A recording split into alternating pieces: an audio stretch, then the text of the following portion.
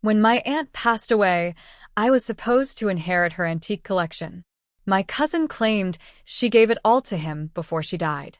At the family gathering, he displayed the jewelry and laughed. She wanted it with someone who mattered. I waited, then handed the lawyer a video my aunt recorded 2 weeks before her death saying, "I grew up thinking my family was pretty normal, some dysfunction here and there, but nothing dramatic." That illusion shattered slowly over time, but nothing prepared me for what happened after Aunt Valerie passed away. Valerie was my mother's older sister. She never had kids of her own. Never married, either. She was fiercely independent, lived alone in a small but beautiful home on the edge of Saratoga Springs, the kind with creaky floors, lace curtains, and every room filled with pieces of the past.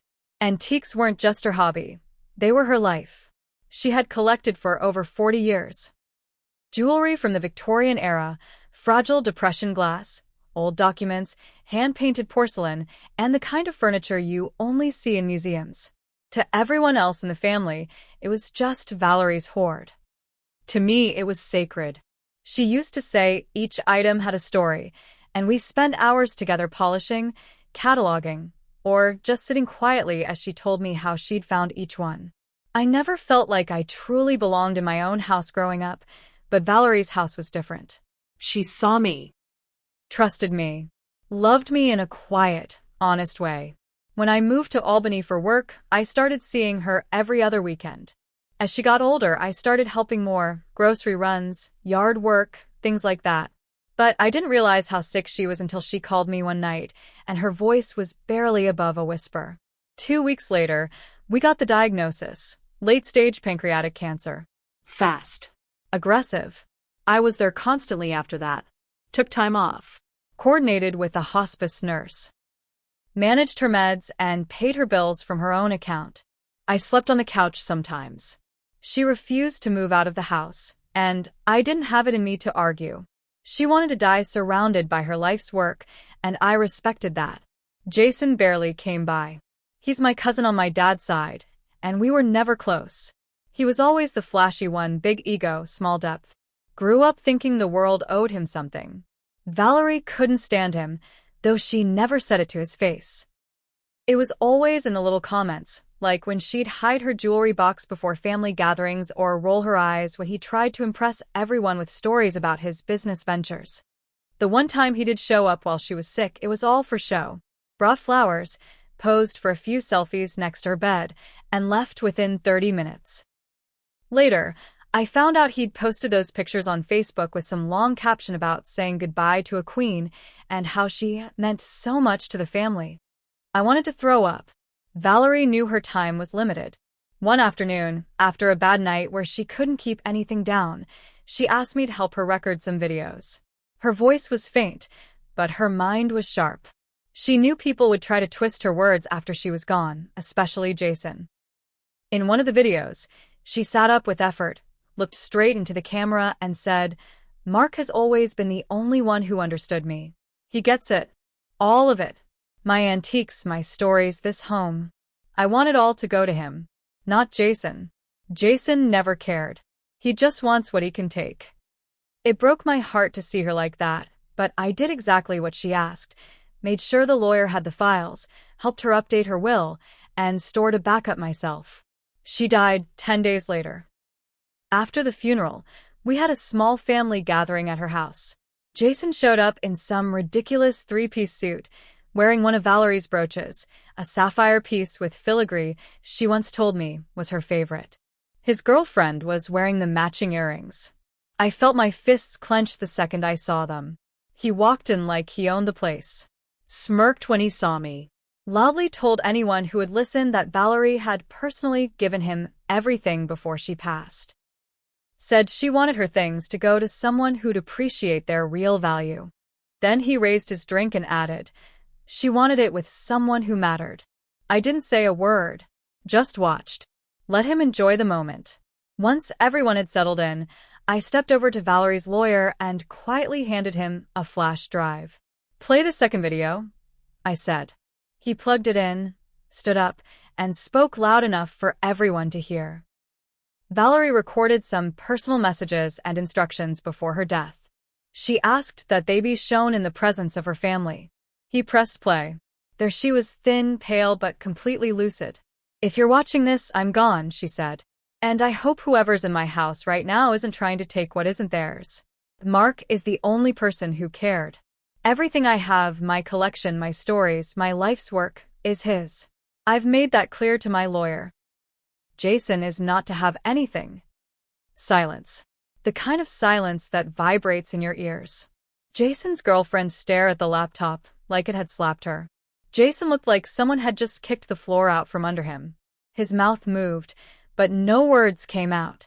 He finally stammered something like, that's not even legal." She was sick. She didn't know what she was saying. The lawyer cut him off. She was of sound mind when this was recorded. "I have medical confirmation, and the will has already been updated." I could see it hit him. He realized in that moment he wasn't walking away with anything. Not the jewelry. Not the house.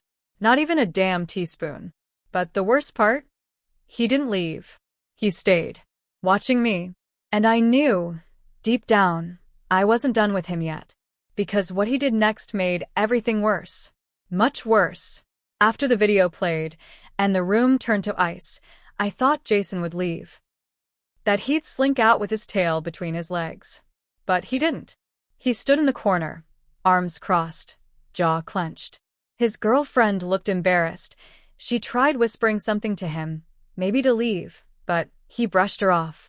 He kept eyeing the flash drive like he wanted to rip it from the lawyer's hand. Later that night, after most of the family had left and I was helping the lawyer lock up the house, I noticed something. One of the antique jewelry boxes, an ornate mahogany one with mother-of-pearl inlay, was gone. I knew exactly where it was supposed to sit. Valerie had kept her most valuable pieces in it. My stomach dropped. I turned the place upside down. Gone. I called the lawyer. "We need to check if Jason took anything before that video was played." He nodded grimly. "I'll review the inventory. We'll document everything." Turns out it wasn't just the jewelry box. 2 Civil War letters were missing, along with a few signed art prints from the parlor. Jason had slipped them out before the family gathering. I was furious. I confronted him the next day, called his cell. He actually laughed. "You can't prove anything," he said. "You don't even know what she gave me before she died. People change their minds." "She recorded that video after you claimed she gifted you anything," I said. "That will's going to hold up. You're done." He hung up on me. I filed a police report for the missing items, gave them the full updated will, Valerie's video, and even pulled security footage from the front porch camera I'd installed months before, one that caught him walking out with a leather duffel the day before the funeral. Full as hell. But Jason wasn't stupid. He didn't try to pawn the stuff locally. He posted it for private sale through some antique dealer contacts he had in New Jersey. I only found out because one of the buyers contacted me directly. He'd seen a signature on the back of one of the prints and did a reverse search. He wanted to know if the item was authentically sourced. That's when I realized Jason wasn't just stealing. He was selling off Valerie's legacy behind my back and lying about it the whole time. I went back to the police with the new evidence.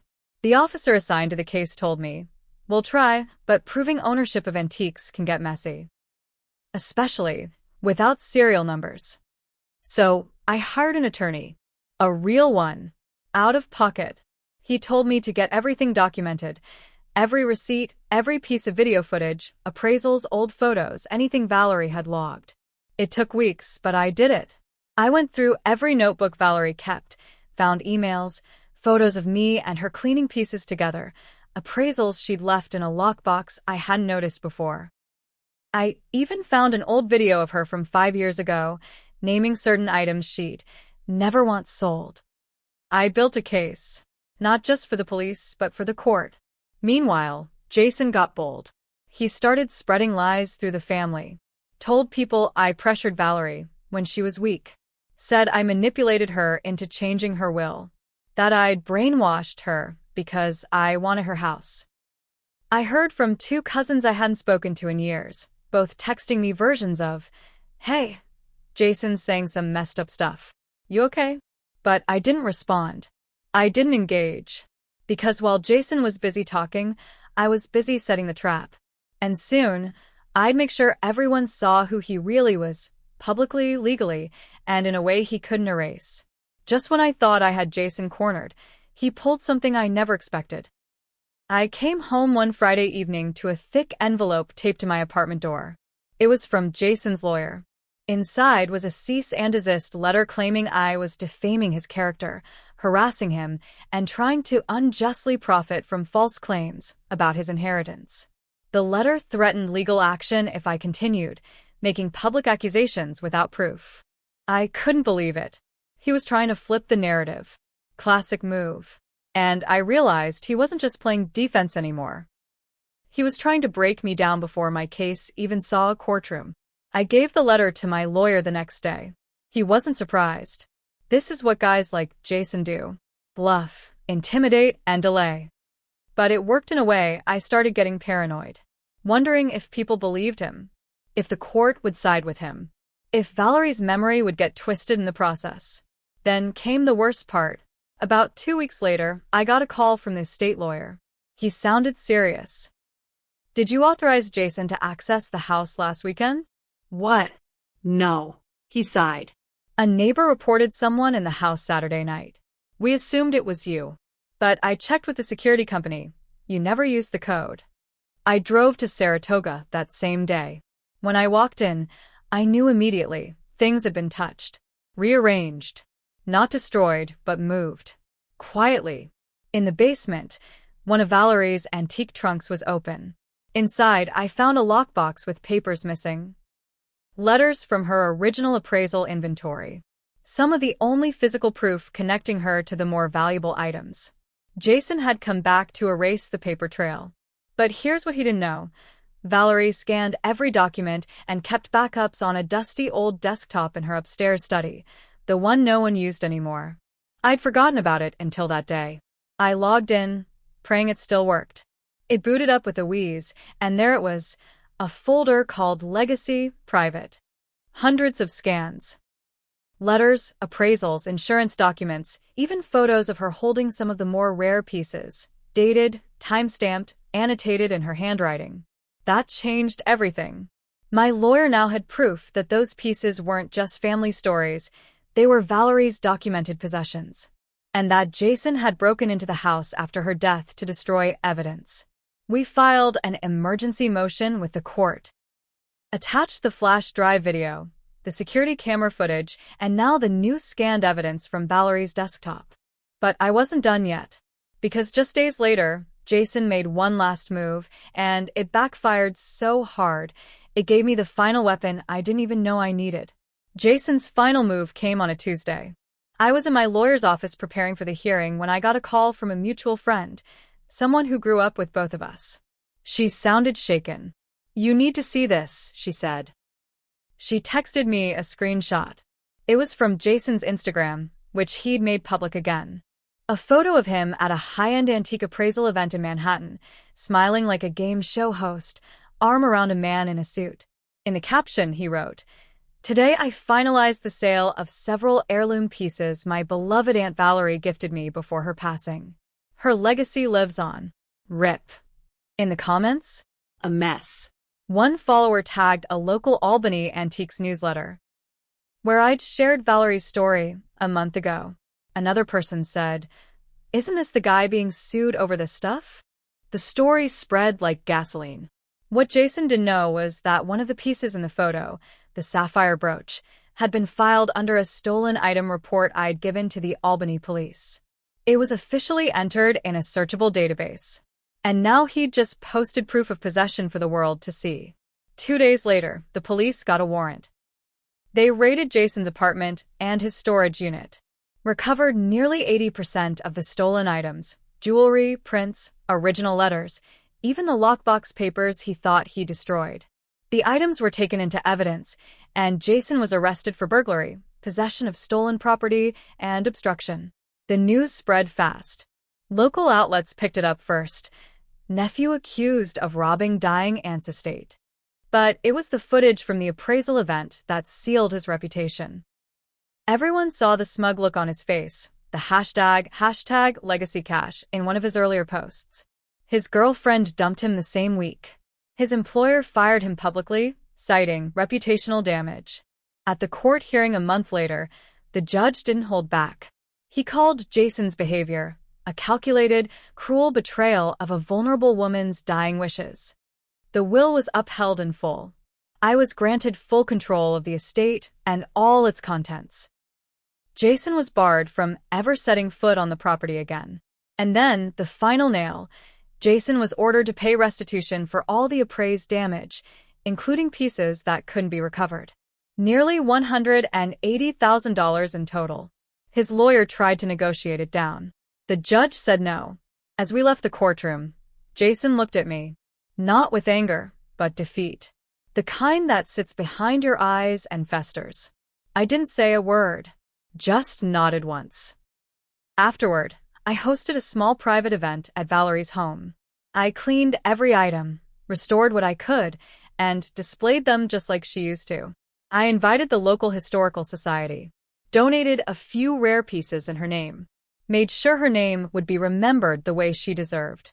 Jason's still fighting bankruptcy.